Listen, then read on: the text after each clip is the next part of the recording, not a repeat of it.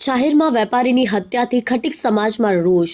સમાજના લોકોએ સુરત પોલીસ કમિશનરને આવેદનપત્ર આપી આરોપીને ફાંસીની સજાની માંગણી કરી છે.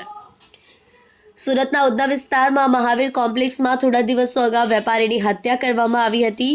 આજે ખટીક સમાજના લોકો દ્વારા સુરત પોલીસ કમિશનરને આવેદનપત્ર આપી આરોપીને ફાંસીની સજાની માંગ કરવામાં આવી હતી. સુરતના ઉધના વિસ્તારમાં આવેલા મહાવીર કોમ્પ્લેક્સમાં થોડા દિવસો અગાઉ વેપારી સુભાષભાઈ ખટીકની હત્યા કરવામાં આવી હતી. બાઇક પાર્કિંગ મુદ્દે બોલાચાલી થતાં સુભાષભાઈને ચપ્પુના ઘા ઝીકી હત્યા કરવામાં આવી હતી. આ બનાવમાં પોલીસે આરોપી નીરજ ગંગારામ ચમારની ધરપકડ કરી હતી.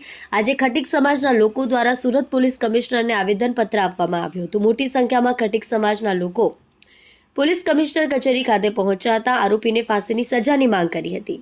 ખટીક સમાજના અગ્રણી લક્ષ્મણ ખટીક કે જણાવ્યું હતું કે નિર્દોષ વેપારીની તીક્ષ્ણ હત્યાર વડે હત્યા કરી નાખવાની ઘટના ખરેખર ખૂબ જ નિંદનીય છે.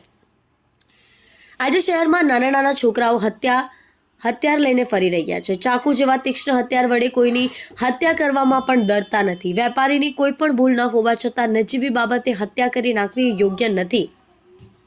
ખટીક સમાજની માંગણી છે કે આવા અસામાજિક તત્વો સામે ઝુંબેશ ચલાવવામાં આવે.